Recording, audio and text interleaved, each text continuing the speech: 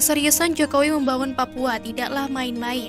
Salah satu infrastruktur yang dibangun adalah pembangunan Jalan Trans Papua dengan total panjang 3.462 km.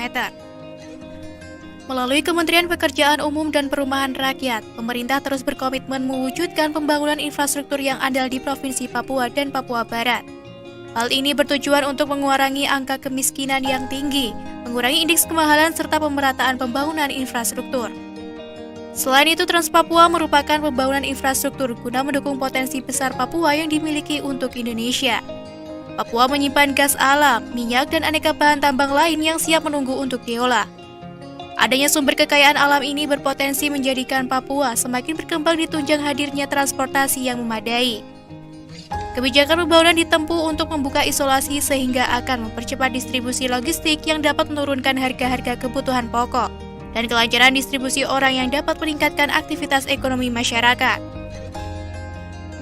Jalan Trans Papua yang dimulai dari Jayapura hingga Merauke, serta Jayapura hingga Wamena akan dapat menghubungkan kecamatan-kecamatan terpencil yang berada di sekitar jalan tersebut. Untuk mendukung hal tersebut, Kementerian PUPR mengambil langkah-langkah terobosan pembangunan infrastruktur dengan lebih terpadu.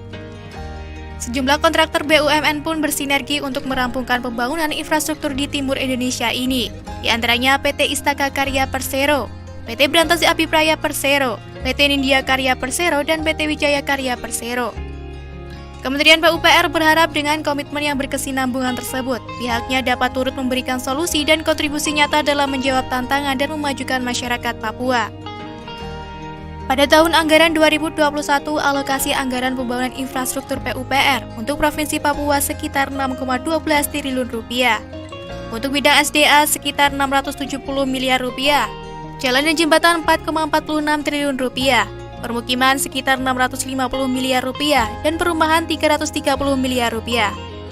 Sementara di Provinsi Papua Barat ada sekitar 3,67 triliun rupiah yang digunakan untuk bidang SDA sekitar 600 miliar rupiah, jalan dan jembatan sekitar 2,54 triliun rupiah, permukiman 320 miliar rupiah, dan perumahan 200 miliar rupiah. 12 ruas jalan yang ditargetkan dibangun, adapun pembangunan melalui 3 tahap. Pertama, tahap pembangunan atau pembongkaran hutan sampai terbentuk badan jalan.